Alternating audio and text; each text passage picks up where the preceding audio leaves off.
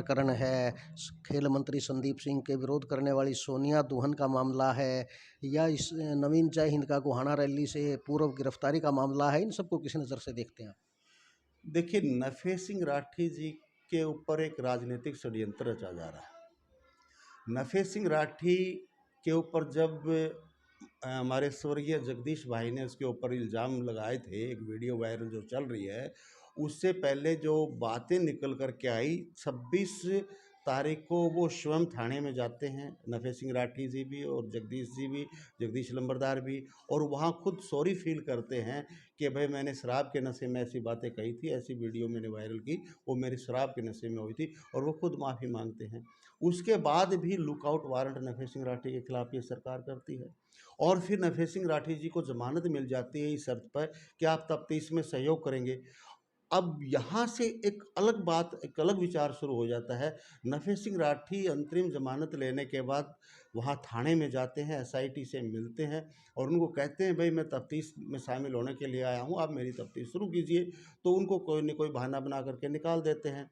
फिर दोबारा जाते हैं, फिर उनसे बात नहीं करते हैं। कभी कहते हैं हमारे एसआईटी के जो इंचार्ज हैं वो बाहर गए हुए हैं, कभी कहते हैं आज हमारे पास टाइम नहीं है। नफे सिंह जी 3 बार तफ्तीश के बारे में स्वयं जा कर के एसआईटी टीम से मिलने की कोशिश कर चुके हैं, लेकिन एसआईटी की टीम जो है उनकी कार्रवाई को आगे बढ़ाने का काम ही नहीं कर रही है। कल भी सोमवार को भी उनको बुलाया गया था, कल भी नफे सिंह राठी जी वहाँ एसआईटी टीम से मिलने के लिए गए थे, लेकिन फिर उनको वापस वहाँ से बैरिंग भेजने का काम किया और इस कार्रवाई को आगे बढ़ाने का काम नहीं किया गया। तो इससे साफ जाहिर होता है कि उनके साथ जो इस तरह का व्यवहार किया जा रहा है और इस जांच को आगे नहीं बढ़ाया जा रहा है, तो इसके पीछे कोई ना कोई जरूर राजनीतिक षड्यंत्र साफ दिखाई दे रहा है। नवीन जय हिंद की गिरफ्तारी का मामला है, या सोनिया दुहन जिन्होंने खेल मंत्री का झंडा फहराने का विरोध किया, क्या लगता है कि सरकार जो है विपक्ष की आवाज़ दबाने और आम जनता की आवाज़ दबाने के लिए उत्पीड़न का सहारा ले रही है? बिल्कुल निसंदेह। देखिए, लोकतंत्र की सबसे बड़ी एक स्वच्छता और सबसे बड़ा एक, मैं कहूँ कि अधिकार यही है कि कोई भी व्यक्ति अपनी आवाज़ को बुलंद कर सकता है।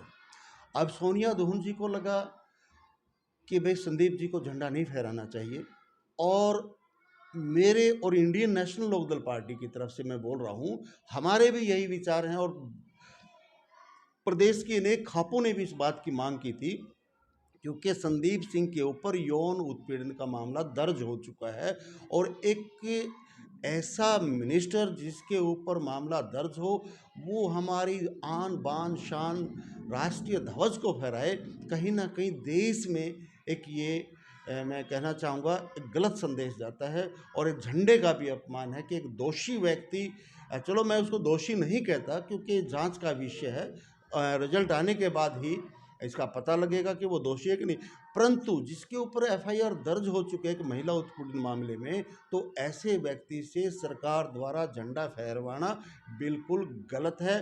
और जब सोनिया दुहन ने आवाज़ उठाई तो उसकी आवाज़ का सम्मान करने के बजाय उसको दबाने का काम किया गया। इसी प्रकार से अन्य कोई भी व्यक्ति है जो वो अपना विरोध दर्ज करवाना चाहता है, तो उसको एक अनुशासनात्मक तरीके से विरोध दर्ज करवाने का लोकतंत्र ने अधिकार दिया हुआ है। ये किसी के माँ बाप के द्वारा दिया गया अधिकार नहीं है, लोकतंत्र ने हमारे को अधिकार दिया है। बाबा भीमराव अंबेडकर जी जो संविधान निर्माता है, उन्होंने ये हमारे संविधान में अधिकार दिया है, तो उस अधिकार को दबाना जो है, मैं समझता हूँ कि ये सरकार की बहुत ही गलत बात है। और दबाने से किसी की आवाज़ अशोक भाई दबा नहीं करती, बल्कि और ज़्यादा मजबूत होकर के वो निकलती है। तो सरकार के ये कुप्रयास ज़्यादा लंबी चलने वाले नहीं हैं। तमाम परिस्थितियों पर नज़र डालते हुए अगर 2024 के आकलन की बात करें तो आपकी क्या राय है? देखिए, ये इस गठबंधन सरकार को तो आप देख ही रहे हो कि आज इनके मंत्री गांव में नहीं घुस सकते। इनके सर्वश्रेष्ठ लीडर, देश के गृह मंत्री की रैली जहां लाखों लोगों के पहुंचने का दावा किया जाता है, वहां सैकड़ों लोगों की संख्या भी हाजिर नहीं हो पाती है। तो प्रदेश में इनका तो बिल्कुल जो है ना बुरा हाल हो चुका है। यदि मैं कांग्रेस पार्टी की बात करूं तो कांग्रेस पार्टी भी अंदर खाने कहीं ना कहीं इनकी मदद करने का काम कर रही है। जिस प्रकार से हरासमेंट करके कुलदीप बिश्नोई को बीजेपी में जाने पर कांग्रेस के बड़े नेताओं ने मजबूर किया, अभी किरण चौधरी के पीछे लगे हुए हैं, शायद कभी न कभी देर सवेर वो भी कांग्रेस को छोड़ने का काम कर सकती है। स्वयं अजय माकन जो उनके एक राष्ट्रीय लेवल के नेता थे उनको प्रदेश में हरवाने का काम किया गया। तो कांग्रेस और बीजेपी ये आपस में अंदर खाने मिले हुए हैं। तो अब यदि कोई बचता है तो प्रदेश में इंडियन नेशनल लोकदल पार्टी ही एक ऐसी पार्टी है जो तन मन धन से और बिल्कुल समर्पित भाव से देश के लोगों के लिए समर्पण भाव रखती है। देश के लोगों के लिए, प्रदेश के लोगों के लिए कार्य करने का एक सेवा भाव इसमें है। तो मैं मानता हूं कि 2024 में हरियाणा प्रदेश की जनता इंडियन नेशनल लोकदल पार्टी को अपना आशीर्वाद देने का कार्य करेगी और प्रदेश के मुख्यमंत्री भाई अभय सिंह जी चौटाला होंगे और हरियाणा प्रदेश एक बार फिर विकास की गति पकड़ने का काम करेगा। ये थे हमारे साथ इनेलो के प्रदेश प्रवक्ता विजेंद्र रेड्डू, जिन्होंने बड़ी बेबाकी से अपने विचार गदर मीडिया चैनल पर दर्शकों के लिए रखे हैं। जुड़े रहिए गदर मीडिया से, हम आपको मिलवाते रहेंगे ऐसी ही हस्तियों से। जय हिंद। नमस्कार।